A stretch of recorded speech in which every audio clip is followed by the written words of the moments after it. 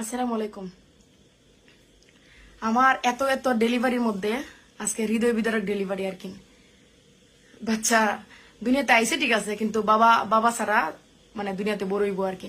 এই যে 9টা মাস গর্ভে আসলো, বাপরে পায় নাই। বাপ দুনিয়াতে আছে, মরে গেছে এরকম না কিন্তু। তো তার তার যখন 1.5 মাস বয়স গর্ভে, তখন তার মার ডিভোর্স হয়। তখন মানে ডিভোর্সটা কার্যকরী হয়েছে না, তার ডেলিভারি হয় না দিকে লাইগা। তো ছেলে সন্তান আলহামদুলিল্লাহ। তো আমি তার কেউ না, পরিচিত অবস্থায় আমি ওই হের বাবারে, হবিগঞ্জের হাটকাল গ্রামের, তার বাপের নাম হলো করিম, ঠিক আছে। তো আমি মুখে পর্যন্ত ফাও ধরছি, খালি হাত দিয়ে ফাও ধরছি না, আমার মতো একটা মানুষ, ঠিক আছে, মুখে ফাও ধরছি। মানে আমার তারা বুঝাইতে বুঝাইতে আমার জিব্বা শুকাই গেছে। যে একটা গর্ভবতী মহিলারা কিভাবে ডিভোর্স দেয়, একটু মায়া দয়া ভিতরে নাইনি না, তার মায়া দয়া ভিতরে নাই। এত এত বুঝাইছি দুনিয়াদারি নিয়ে, তারপর তার ভিতরে বুঝ নাই যে আলহামদুলিল্লাহ সুন্দর একটা বাচ্চা, মাশাল্লাহ। তার মা মানে 9টা মাস কি যে কষ্টটা করছে, যে স্বামীরে পাইছে না গর্ভবতী অবস্থায়। তা এই যে গর্ভবতী অবস্থায় তার যে কষ্টটা, এই যে মন থেকে থেকে বুদ্ধ আইব, তার জীবনটা একবার ধ্বংস হয়ে যাবো গা। আয়নার কাছে ওই রকম বিচার না পাইলেও তার জীবন কিন্তু ধ্বংস হইব। আমার মতো মানুষেও মানে মন যে কষ্ট পাইতেছে।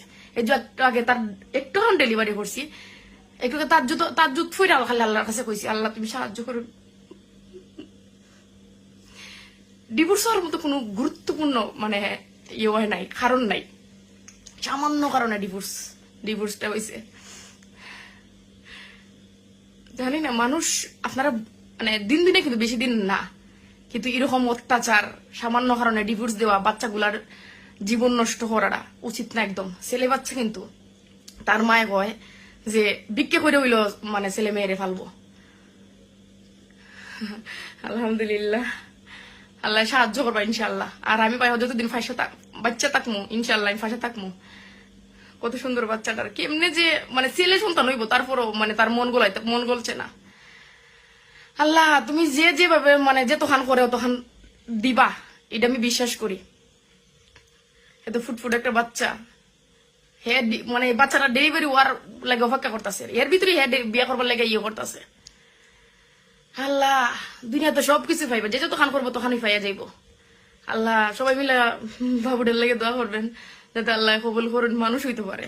যে এই মানুষ, এই ছেলে সন্তান মানুষ এর জন্য আর কোনো মেয়েরে, তার বাপের মতো কোনো মেয়েরে ইলাহান টর্চারটা না করে গর্ভবতী অবস্থায়। আর যারা গর্ভবতীরা কষ্ট দেয়, মানে এরা বদুয়াটা সরাসরি লাগবো, আল্লাহ ক্ষমা করতেন না।